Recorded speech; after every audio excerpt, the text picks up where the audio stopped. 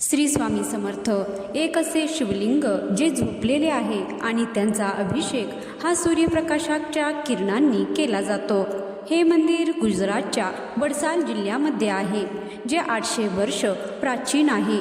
या मंदिराचे नाव आहे ताडकेश्वर महादेव मंदिर, ज्याच्यावरती छप्परच नाहीये आणि ना कोणी लावू शकतो। तर याविषयीची एक कथा सांगितली जाते। एक शेतकरी रोज गायींना चरायला नेत होता। एके दिवशी त्यांनी बघितले की एक गाय गट सोडून नेहमी निघून जात होती।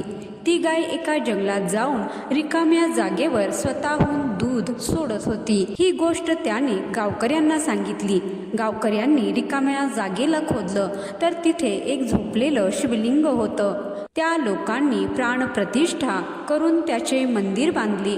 दुसऱ्याच दिवशी मंदिराचे छप्पर पडले। गावकऱ्यांनी परत छप्पर बांधले, पण ते परत पडले। असं नेहमी होत होतं। एक रात्री भगवान शंकर त्या शेतकऱ्याच्या स्वप्नात आले व म्हणाले, मी ताडकेश्वर आहे, म्हणून त्या मंदिराचे छप्पर तुम्ही बांधू नका, ते तसेच राहू द्या। तेव्हापासून या मंदिराला छप्पर नाहीये आणि सूर्यदेव स्वतः पहिल्या प्रकाशाने त्यांचा अभिषेक करतात। तर आजचा हा व्हिडिओ आवडल्यास कमेंटमध्ये हर हर महादेव लिहायला विसरू नका आणि आपल्या चॅनलला सबस्क्राईब करायलाही। धन्यवाद।